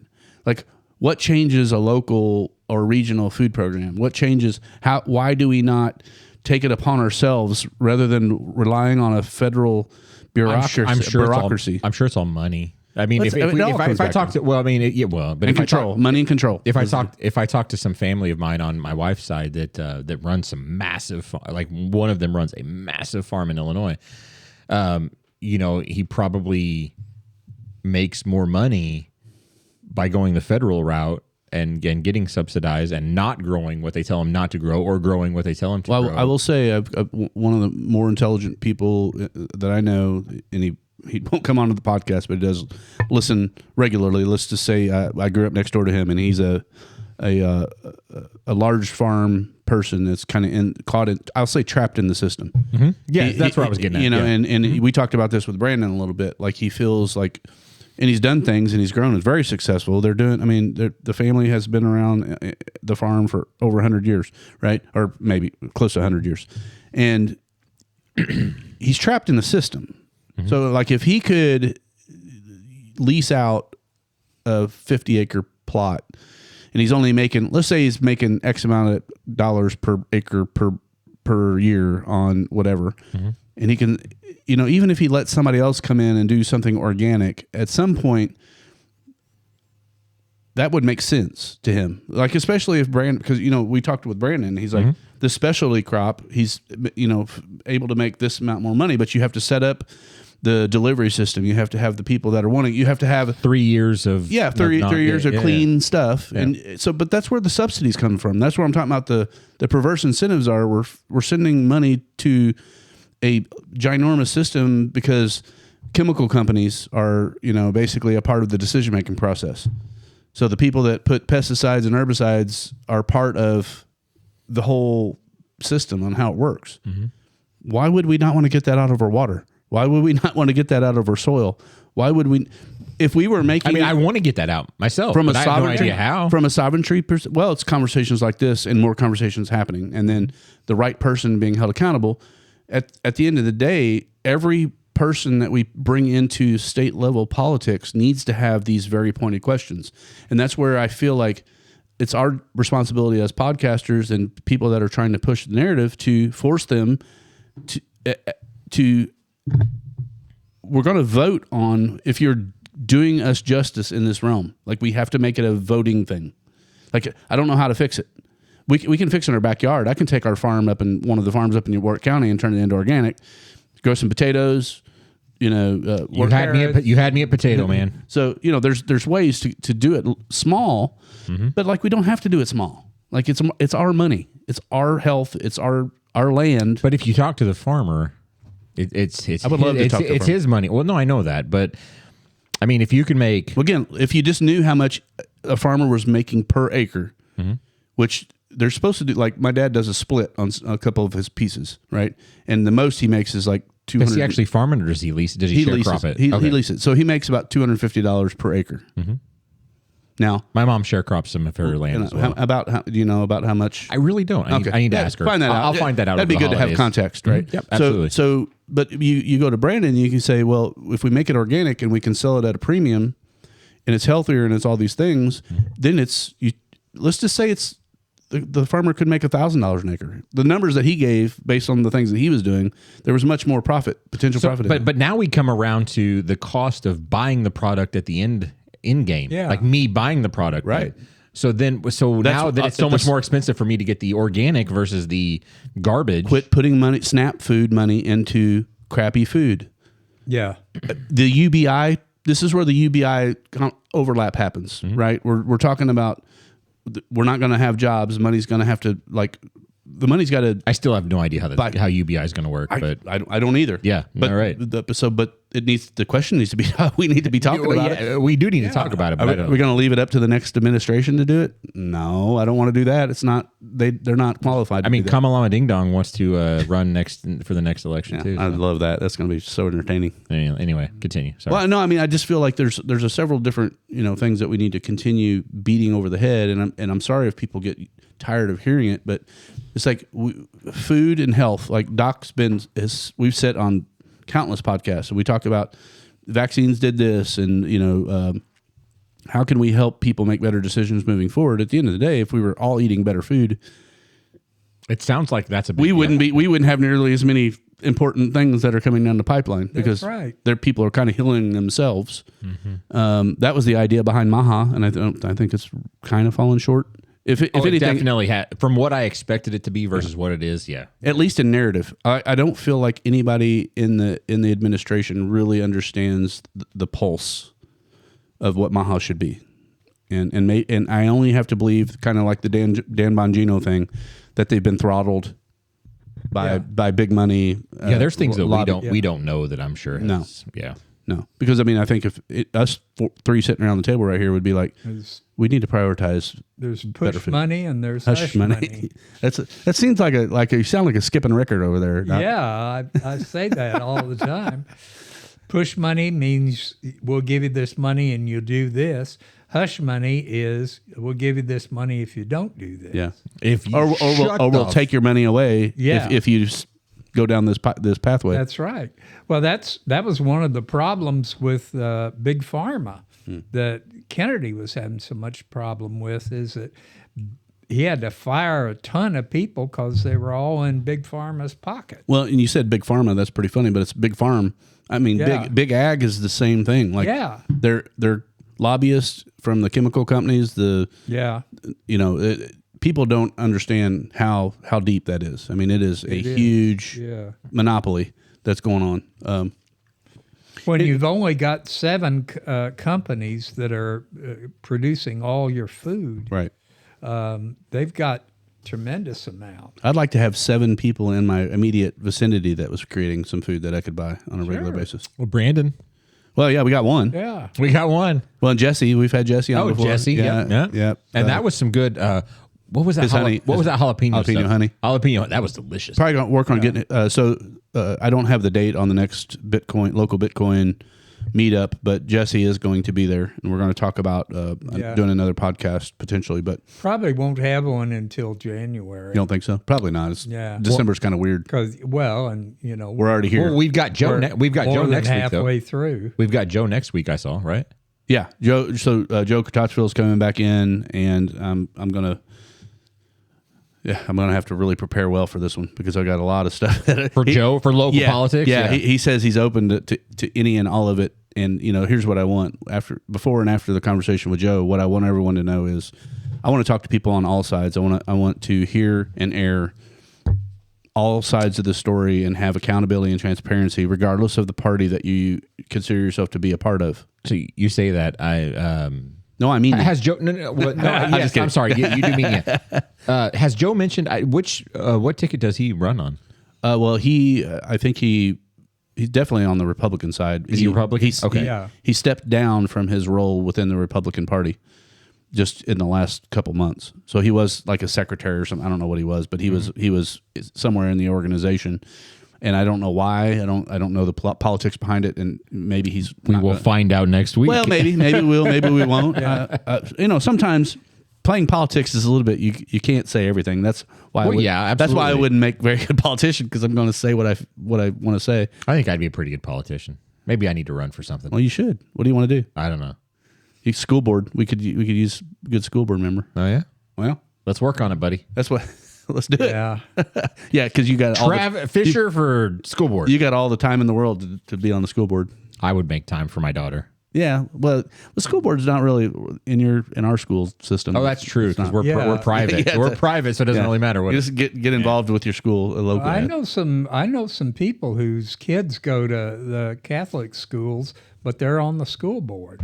Yeah. I mean, it's possible. Yeah, absolutely. Yeah. Well, I mean, so where they do maybe have a minuscule amount of impact, it would be in curriculum. Mm-hmm. With that said, the curriculum's not very good. Okay, so not school board. What else am I going to run for?